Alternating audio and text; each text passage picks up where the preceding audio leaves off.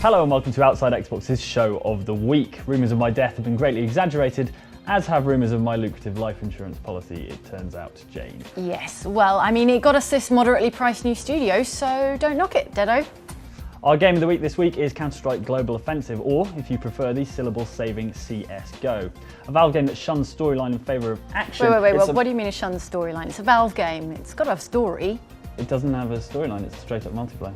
No, it'll be in the world somewhere, it'll be emergent storytelling, Valve style, because they're clever like that. If you say so, super secret hidden storylines aside, here's what you need to know about CSGO. CSGO is a multiplayer-only team-based shooter in which a squad of pretty non-specific terrorists go up against a squad of noble counter-terrorists. Terrorists mostly want to plant bombs and hold hostages, while the counter-terrorists want to defuse bombs and rescue hostages. Also, each side wants to kill the other side. And that's the entire fictional premise for Counter-Strike, Jane, honestly. It's also a game with a long and storied past. Counter-Strike began life all the way back in the last millennium, if you can believe it, when PC gamers like me fought off dinosaurs by day and scored headshots by night. The game started out in 1999 as a multiplayer mod for Valve's seminal sci-fi FPS Half-Life, made by modders Minley and Jess Cliff. It took the torch from straight-up deathmatch multiplayer shooters such as Quakes 1 and 2 to lead the burgeoning field of online multiplayer gun shooting. It arrived with new and uniquely cool ideas, not least the cycle of earning cash at the end of each round and spending it on weapons and equipment at the start of the next. And it made huge waves in pro gaming. Counter-Strike Global Offensive, out now on Xbox Live Arcade, is only the latest in a series of iterations on that Counter-Strike formula. A long line of updates, revisions, community mods, even the odd box game. There are no perks, no unlocks, no regenerating health, no instant respawns and no iron sights. And there is friendly fire. In some modes. What is going on? In short, it's a pure bracing shot of something different and demanding in a crowd of Me Too FPS multiplayer. And that's why it's our game of the week. Blending. Who's that guy? That's a terrorist. Okay, and who's that guy? That's a counter-terrorist. Right, and how do they fit into Aperture Science and Black Mesa? They don't. So, okay, but what does it say on that wall there, that one? Is that a newspaper article? No. Oh. So, now you're excited about CSGO, here's how to play it. Oh, that guy's not talking, maybe he's Gordon Freeman. It's possible to do well at Call of Duty or Battlefield by playing like this. Play like this in Counter-Strike Global Offensive, however, and you'll be doing a lot of this.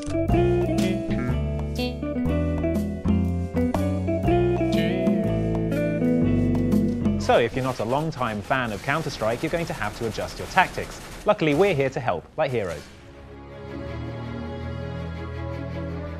First up, and most importantly, you run faster with a knife. I'm not entirely sure why. It's like the head of Valve is in love with knives or something. Oh, yeah, right.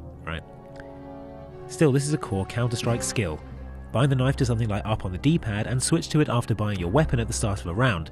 With the extra speed, you should be able to reach critical choke points slightly ahead of your enemies until all the new players wise up to it and do likewise.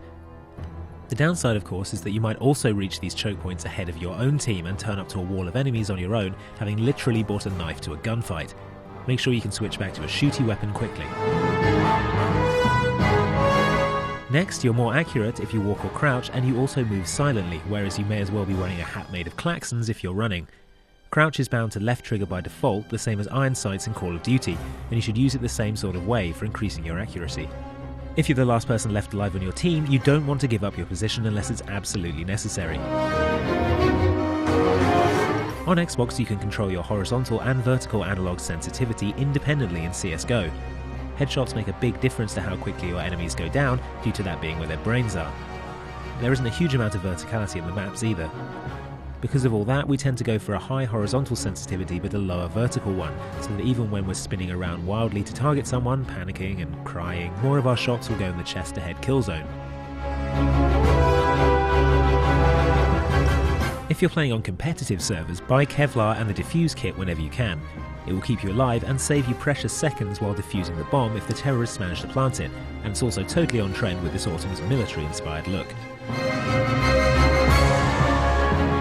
Short tip this, but it's as true now as it was on LV-426. Remember, short controlled bursts. Thanks, Hicks.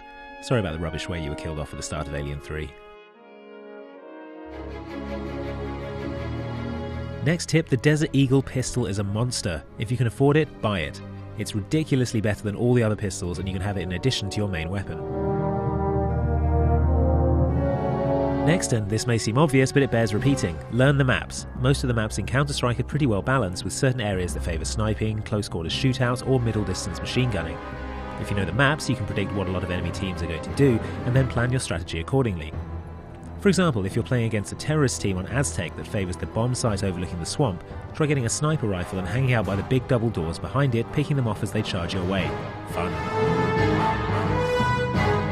And finally, don't flashbang your own team, for pity's sake.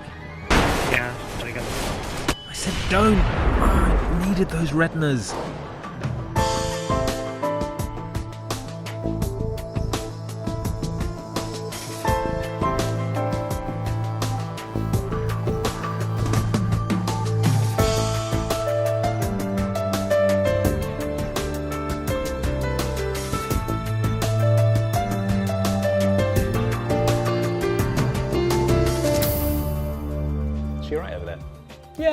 Yeah, she's just working on a theory that the Zeus X-27 taser is actually a piece of sentient AI designed by GLaDOS to test the terrorists and counter-terrorists, who she believes are robots sent from Black Mesa to infiltrate Aperture Science and steal her research.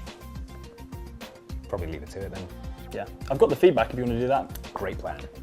So it's that time where we share the words you've been writing at us in comments on Facebook and on Twitter. In regard to last week's show of the week, Ben Borthwick writes, Mike died and you didn't use a channeling the dead pun. Aww. My bad. Actually, you're bad. I was dead. You were dead. It's good times. Peter, meanwhile, takes issue with your pronunciation of Boba Fett, saying there are 2 B's in Boba channel, not 3. Then he links to this helpful pronunciation guide. Boba Fett. Boba Fett. Boba Fett. Well, what do you have to say for yourself? I'd say that is the last time I pronounce anything from Straw Waz. On to Mark of the Ninja now, of which we posted a preview earlier in the week, and which comes out today if you're watching on Friday, September the 7th, or in the past if you're watching any day after Friday, September the 7th. Sam Williamson commented, "This is looking really cool, like a 2D Tenchu with a draw distance. After something of a dry spell, it's a good time to be a stealth fan, with this, Dishonored and Hitman Absolution out in the next few months." And in response to the Outside Xbox survey on the plural of ninja, Richard Cadman responds, Ninji, obviously. Totally incorrect. Finally, the user known only as the Mansuraj asks, any chance of an Outside Xbox podcast? To which the answer is yes, there is every chance of an Outside Xbox podcast. It's right at the top of our to-do list, and when we do get round to doing it, we'll let you know right here. That's all for this week, guys. Thanks for watching. Don't forget to hit like and subscribe on YouTube. We'll see you next week. Did you figure out the story then? Yeah, I did. It's amazing. It would blow your mind if you knew. It's not something stupid like this is all one of Cave Johnson's tests or something, is it? No. Kids. Want to play some Dota 2? Why not?